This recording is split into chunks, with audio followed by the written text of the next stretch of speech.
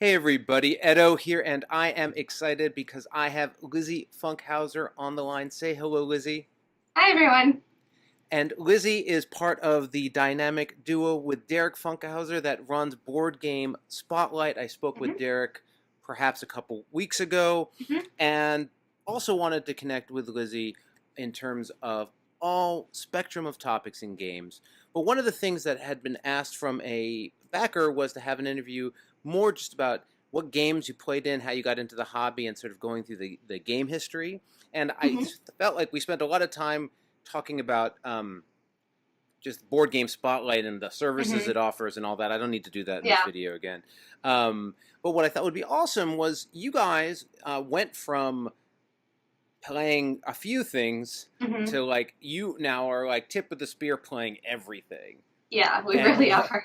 like that seems really interesting in a very short period of time, right? hmm So can you like just to kick off, Yeah. can you take us through that sort of game progression?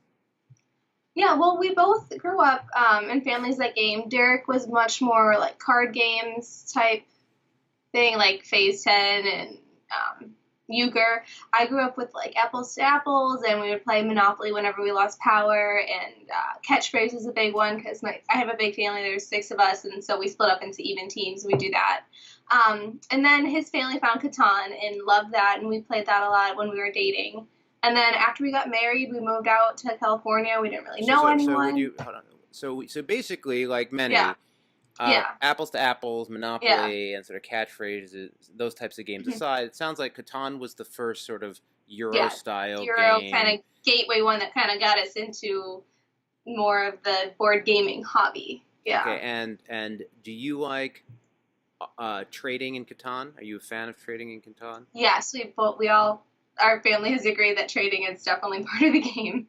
And have you played with the card deck dice version? No, no, we Just have the not. traditional. And have you played any of Just the variants? we had the ships one where you have the different ports. Right, I I think that think expanded it to 6 players too as well. yes, I think that's the Barbarians. only. Yeah, I think that's the only expansion we've ever used because that was the only board game that they had. And so when we would go there, we'd play it like 10 times in a week. And I got super burnt out on it. I was like, I never want to see this game again. I'm done playing it. I want something new. And they were like, no, it's so good. Let's just play it over and over and over. And I was just, I'm done. Well, and we'll get there, but it's quite the experience change hmm from that to like there's only time to play a game a handful of times, and the next game hmm takes its spot. Okay, so Yeah. I just wanted to get a little feel for the Yeah. play behavior. But so okay, hmm so that's Catan. You So guys played very a like bunch. pretty vanilla Catan. Vanilla, not Game of Thrones. I mean, just straight. No. And I think it was the Seafarers was what I was thinking about. Yes, Um, the Seafarers, that's it. okay, so then what happened? Derek was in the army. We moved to California. We didn't know anyone. And then a friend Derek went to college with was like, "Hey, my brother just got Wait, married. are you in He's California stationed there." now? No, we were in Illinois. This is two Okay, moves that's what later. I was just like, I thought you folks were Middle America, and California. I was like, what happened? Okay, so you're in Yeah, California. Sorry, I interrupted. no, five moves, 5 years. So I mean, we've been Oh everywhere. gosh. Yeah. So this was 2014 that we moved. We were there for 3 years. So this college friend was like, "Hey, my brother just got married. He's just got stationed out there. You guys should meet up." Turns out they lived a block and a half away, so they came over for dinner and brought Ticket to Ride. Oh, So yeah, so we played Ticket to Ride, and we were like, "Hey, we should do this more often." So we started getting together gaming. Derek asked for Seven Wonders for Christmas and got it, and we that just like was like the catalyst. It just took off from there. We started playing that. I mean, so whenever no, they but had I'm going to keep pushing you back here. no, So Ticket to Ride. What do you yeah. think of Ticket to Ride back then? Like, what was it about that you liked that you didn't like? Um, So we played four players, so it was very competitive. It was kind of cutthroat, but not so cutthroat that, people would get really upset. I don't like the take that where you're like completely shut off, you can't do anything. So that was more just like strategic planning. You could kind of go around. It was still relatively fast. It wasn't like a 4 hour game. Those are very intimidating to me even now. If I know Right, that the right. game's going to last more than like an hour and a half, I'm like, oh, I don't know. So, I mean, it was quick. It was fun. It was just something that was. And that's sort of a common progression I find Mhm. with Catan to Ticket to Ride, though. Mhm. I think more and more you'd say Ticket to Ride would happen pre-Catan for a lot of sort of Hmm. new players. It is Yeah. a less complex game. You have Hmm. the sort of the reference is much more clear to players. Like, oh, I'm on a Yeah. map and I'm moving around the Hmm. map with trains. I think Hmm. is easier to grasp. And so, Yeah. but then like, I mean, maybe not Catan, but jumping back up to Seven Wonders from Yeah. Ticket to Ride, that's a pretty big jump. That's not Yeah. the next game you play normally. No. No. And so, So it was. how did he get excited about that? I think he just found it on BGG and he was like, "Hey, this is one sounds good and it's high on the list and I want it." So there was definitely a learning curve. For a while, no one played with the science guild because no one could figure out the The way to scoring. win. Yeah, like no one used it. They kept getting passed and passed, and then one time someone's like, "I'm gonna try it," and then we were googling how to find the scoring because it didn't quite make sense to us, and then he like blew us all out of the water. In the first games, like 50 was high, like we're like, "Oh my gosh, we need 50 points, like we're doing good," and then science came out and everyone's like up at 80, and we're like, "Oh, we may have been playing wrong, like we didn't quite understand." So, and then all the expansions came out, we got all those. We had a group of like 6 or 7 people that would get together consistently to play it, and we just like call each other up and be like, "Hey, are you free tonight? You want to play Seven Wonders?" And we'd play like 7 games in a row. So that really sparked our gaming group out there, and we ended up with there was like 7 core members, and then we would have like open ones on the weekends because they would do training. So they had 2 weeks in the field, a week of like reset, and then they'd get a 4-day weekend. So on the 4-day weekend, everyone would gather together and we'd just like party it up because the closest town was an hour and away. To do anything was like a 2 or 3 hour drive. Right. So it was just easier to like hang out all together and like relax and not have to worry about, all that driving and traveling. So we just got really close and we spent a lot of games. We'd do theme nights. So we'd do like an Asian theme night. We'd all cook like a potluck style and we'd play on Atama and Right. Takanoko and Takedo, and I mean anything that Chinese checkers, even though I don't think that's technically Asian, but and we were in the desert, so we did like a desert theme night. We did Forbidden Island and that That's kind of fun. stuff. Well, Yeah, and so your cameras decided it wanted a bigger progress. It's it good. moved It's out just funny, again. while you were talking, it's like, oh, we're gonna get more of this room. But Didn't okay, do anything. so just again, falling through. So it starts out at sort of playing with family, Hmm. playing with your boyfriend or spouse. We didn't get into the timeline, whatever it was, Yeah. and then you're like, um, um, then you start having more of sort of date night, couple coming Hmm. over, playing, and then Hmm. it's now shifted in this storyline Yeah. to like we're having weekend events. Everyone's Yeah. coming over. It's 4 Like days of 8 hours. gaming, Yeah. and we're like doing themed days where we're playing Yeah. certain theme types of games. So at this point, to sort of accommodate that, it Hmm. sounds like your collection has grown. Like what? How big is your collection at this point in the story? Well, we weren't hosting the other. I mean, we would go back and forth, but it was mostly the other couple. Okay. So everyone just brought games. So we didn't have a huge game. I mean, we had, I don't know, maybe a dozen. I think this is when Derek really got into Kickstarter, so it was a lot of him ordering, and it took a lot longer for them to get there. But everyone had like a smallish collection, and we all would buy different games. Like we'd be like, "I'm getting this one. Why don't you get the expansion to that, and you get this?" One of the guys picked up Time Stories, so we all bought all the expansions for that. So each of us had that, and then we'd like switch it back and forth because our group was too big to do it all together. So we would trade back and forth doing Time Stories. And then Derek bought Star Wars Rebellion, and that just took off on Sure, a sure. life of its own. But And so during this period, when you think, to your gaming tastes and mhm, your perspective, was it, were you just enjoying everything? Were there certain types of games you were gravitating to, like mhm. outside of what everyone was dropping on the table? What was sort of your thoughts on it? I definitely was still on the lighter end in a lot of the party games, especially because when newer people came, we didn't want to like throw them into Seven Wonders. That was far too heavy. So Codenames was probably one of our most popular ones. We mostly ended the nights with those as guys got drunker and you know. But I definitely like the lighter end of things, Takanoko and Takedo, and like there was 5 guys and then 2 of them were married, so that was where the wives came in. So when they would play like Blood Rage, she and I would go into the other room and like watch a movie. So I didn't play Blood Rage till a couple of years later because I didn't have to. The guys were like happy to do that on their own. So I was definitely lighter.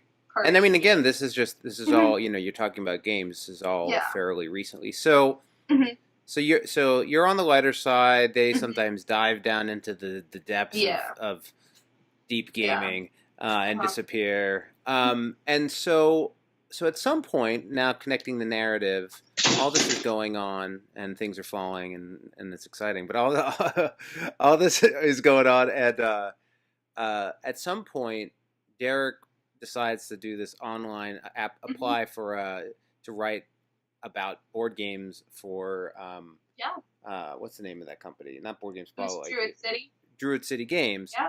Like, was that out of the blue? Did you know about it? Like I'm trying to put it together. There's this point where he starts going off and doing something, and then there's this point where you're like in it as well. Like, can you describe that story? So that was after we moved to Georgia. So you're in Georgia now. Yeah, beginning of 17, we moved to Georgia. No, South Carolina. Sorry. It's all right. We moved to South Carolina. So last year. We're talking about last year. Yeah. So Derek, unbeknownst to me, he was in all these Facebook groups. So he was like talking to everyone. He knew about like the whole board game community, everything. I had no idea because I was just like a casual gamer. Like I loved doing it and hanging with my friends, but I was not like deep into the hobby yet. So like he comes up to me, he's like, "Hey, there's this guy. He wants me to write for him," and I'm like, "How did that happen?" And he's like, "Oh, I'm on all these groups." You're not allowed to meet people on a. Who's this man you've met? I know. Well, he's like, "I'm in all these groups." I'm like, "You are?" He's like, "Yeah, like that's what I do." He's like, "You're not in any groups for anything you like?" I'm like, "No, I just read. Like that's a solitary activity. Like I just give books to other people. We talk about them in person, not online." So he's like, "Yeah, I think it's gonna be really cool. We're gonna play a bunch of games. We're gonna like review them. Like, you want to do it with me?" So, like, he did all, like, the work. I just played the games with him, and I was like, sure, why not, So it was kind of, not like a blindside in a bad way, but, like, I had no idea that he was part of the community. And so then a couple months later, he's like, "James really likes what we're doing. He wants me to get a little bit more involved. Like, we're going to be playing some more, maybe do videos." And I was like, okay, like, I was enjoying it. I was having fun. So we kind of, like, dived in, and the idea for doing the live plays came about, and he's like, "You're gonna really like commit. We're gonna do this all the time." And I was like, "Yeah." So that's pretty much what happened. It was and so like talking about again, sort of keeping that thread of the actual game playing as you're now getting these games, and he's reviewing them, and you're sort of giving your opinion and thoughts as well. Did that change how playing felt in any way? Did it lose? Like, can you talk a little bit about both the experience of suddenly going from just for fun to sort of for review, as well as the experience of like now playing games that are totally not games you would necessarily have picked to play? Yeah. It was, I mean, it just depended on the games. So some of them were really in my wheelhouse and I really enjoyed, and some of them, I mean, I look back now, I'm like, oh, that was so easy. But, like, doing my first deck builder, and I had no idea what was going on, and Derek was the only person killing everything, and I was just, like, staring at my cards, and I'm just like, I don't know what I'm doing. So there was definitely, I would say if I go back and play the games I played back then, I'd probably enjoy them a lot more now, and I would know what I'm doing. So it was a little difficult when I had a heavier game. I remember Wasteland Express was, like, one that Derek had for a while, and he kept saying, "We need to play this, we need to play this," and I just looked at it, and I was like, I don't know if I can, I don't know if I want to. I have zero interest in that game. Okay, that's how I was at first, and then we played a game, and I was like, I really love this game. Like, I mean, I've told Jonathan Gilmore this, I hated the theme, I don't like zombies or apocalypse or that whole genre, so that's really what put me off it, and then looking at all the pieces.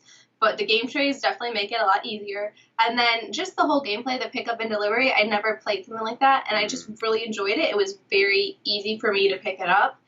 So I was like, let's play this again. And Derek was, like, shocked. He thought, he believed me. He's like, okay, she's going to play it. She has to play it, but I don't know if she's going to like it. So then we played that, like, 3 or 4 times, and I was like, yes, awesome. We got a third player in there because it was mostly 2 players. We had some friends came over, and so I think that was kind of like the turning point where I was like, okay, I need to give things a chance, and just kind of go for it. If I don't like it, it's okay. If I do, it's nice to be pleasantly surprised. So I Yeah. kind of go into everything with like we're just going to see what happens. I don't try and hype things up or like hate on them before I play them so that I kind of have like a clean slate of, how I feel about the game. And it's worked out really well. I've found that I like a lot more things than I thought I would. Well, and I mean, these days games are Mhm. pretty good. Just Mhm. generally, like there's a Yeah, they lot of really are. games that will that are just fine, and Mhm. I think the I guess all I'm saying is the bar has been, Mhm. most games, whereas a long time ago there were not as many games and not as many good games. There are hundreds and hundreds of great games Mhm. each year, Oh um, yeah.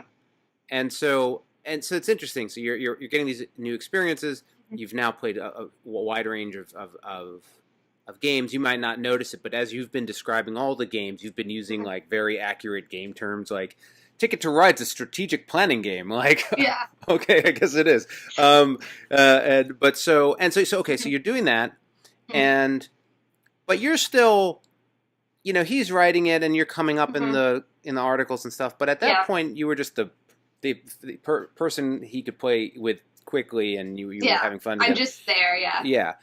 Well, no, you're all part of it, but I No, just mean I know, like, but like yeah, I'm the silent partner. I'm yeah, you not were. involved in like So, the. yeah, and so was it the live streaming that brought you more to the forefront, or like where was that It transition where it became the dynamic duo, as opposed to just what Derek was doing? When Derek said he wanted to get out of the army to do it full time, You're and like, I was like, what? well, the army. We say the only constant in the army is change, and it's a very difficult life. I mean, we both enjoyed our time in the army, but it is very stressful. I had our son in July last year, and there was like some talk about us moving like a couple weeks after he was born, and then it didn't work out, thankfully. But just not knowing where we were going to be in a year, and Derek was just kind of burned out. He had like really heavy assignments where he had been working, like 3 weeks, no time off.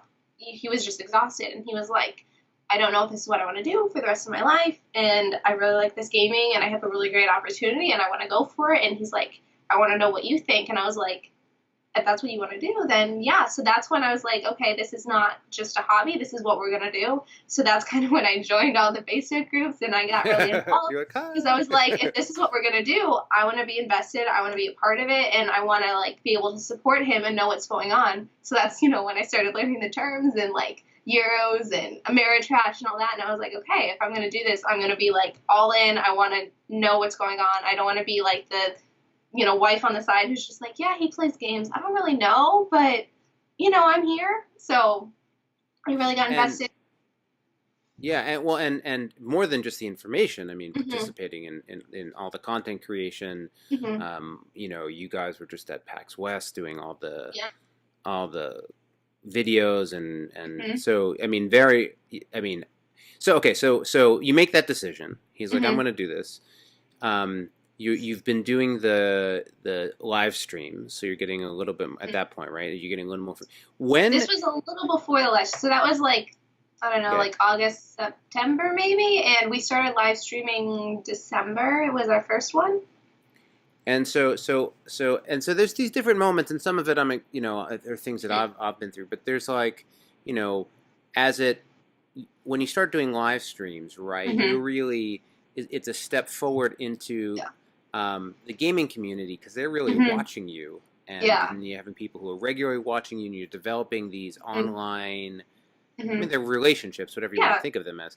So, what do what was your experience around as that started happening? As you start having people who are fans and like regulars and that kind of thing.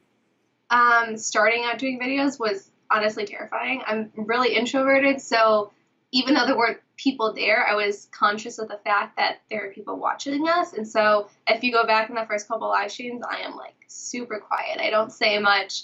I am like playing as quickly as I can to kind of get it over with because I was just like so nervous. But after, maybe half a dozen, I really got used to it. I felt comfortable. I started to get to know the people that were watching and I could interact with them. And you can see like my personality comes out a lot more now. And Derek and I will tease each other and just have fun with it. And I can relax and, it's fun that we've like built these relationships with these people because now not only are they in our group, but we're friends on Facebook and we talk and we interact with things outside of board gaming. So it's been really fun to watch these relationships grow, and then we go to conventions and we meet them and it's like, hey, I know you. I've known you for like a year. Right, yeah, and I don't recognize you because your picture is different than you look like. But Yeah. so okay, so there's that hurdle, which is the live stream hurdle. But then, and I don't know when. It's certainly the first time I saw it in mass was like Gen Con, but that doesn't mean there wasn't cons before it.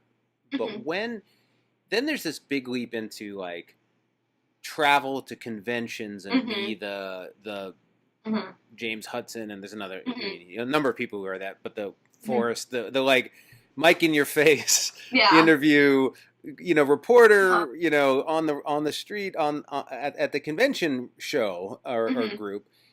When did that start, and how's that been? Because that's like if you're talking about being an interview, it's one thing to be on camera, it's another thing to be like literally interviewing people. Yeah. So Simon was our first one. That was in May, and we were actually moving from South Carolina back to Illinois. So we actually didn't have a house. Like we went to we went to Atlanta. We had some friends there. We stayed with them, and we're like, all our stuff is packed up and moved, and we're just kind of like hanging out with different people. So we knew that one was right around the time we moved, so we planned it to be our first big convention. So that was fun. We met a lot of people in the industry, but Simon, since it's smaller and it's a lot more relaxed, it didn't have the feel of like Origins and Gen Con. So we could just hang out and play games. We had our son with us, so we just had him in the stroller and we're like pushing him around. And then we went to Origins like a month-ish later. And so that was nice because that one was big, but I felt because of Simon, I'd already met all these people, and so I was already comfortable with them. It wasn't as intense of an experience as it could have been. Again, we still had our son with us, but he wasn't walking yet, so we still pushed him around in the stroller. But that one was definitely more difficult because one of us had to go back and put him down and stay with him in the room while the other was out gaming. Sure. So, I mean, I don't think I got the full Origins experience because I think I only played like 2 games. I played like Alta Plano and maybe one other one because we decided to like... I don't think I played any games at Origins, so it's not... That's what happened. I mean, Derek played a ton. Oh, he got the ton. He went out every night, and he's like, you stay with the baby. Oh, jeez. No. Actually, my son was with me at Origins.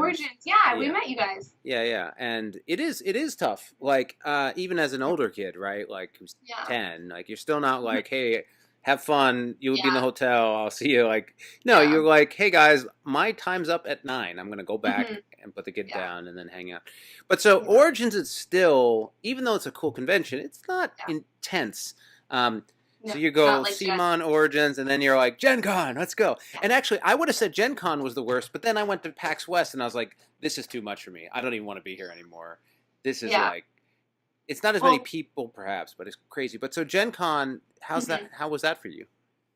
Gen Con was scary, because that was the first time we left our son. So he stayed with my family in Chicago. We went to Indianapolis. So that was really difficult. And then I knew that it was much bigger than Origins, so we went to go pick up my pass at like midnight, and there's this huge long line. We're not even in the building, we're like wrapped around, and I was just like, I don't know if I'm gonna be able to do this. There's like a ton of people, like, are we gonna be like crushed in the aisles? So I was like almost in tears. I was Derek, I don't want to do this. Like, I don't know if this is what I want to do. Like, this convention is too much. And he's like, it's okay, like, we'll see how it goes tomorrow. If it's too much, like, maybe you can like only come for a half day, whatever.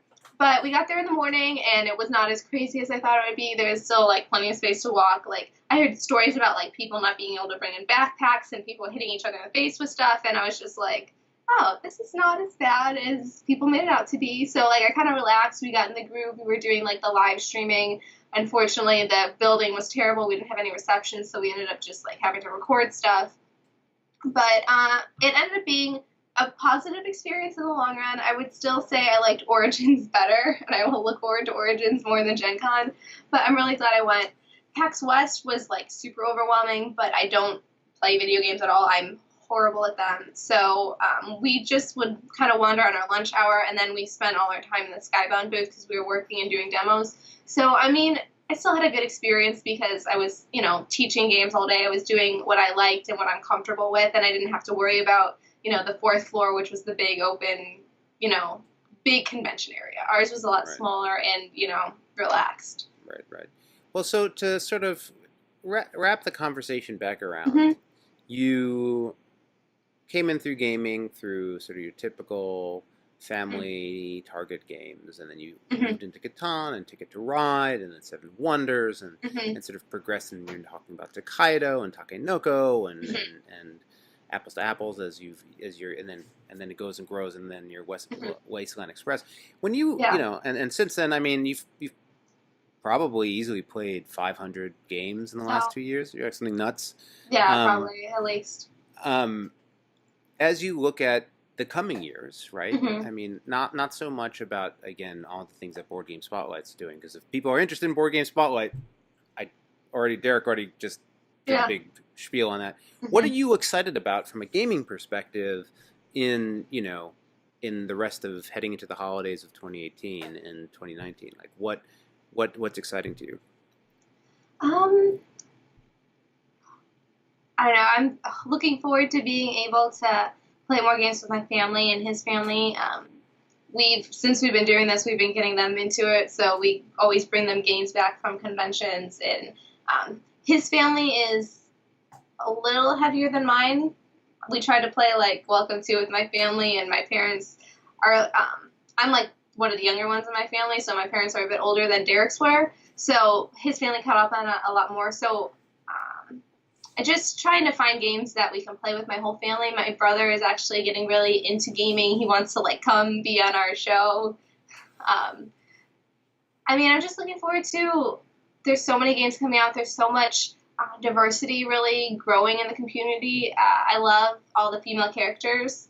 I mean, I'm not one of those person who's like, I need to play with a woman character in his game, but it is nice to have that representation in Sure, it. sure.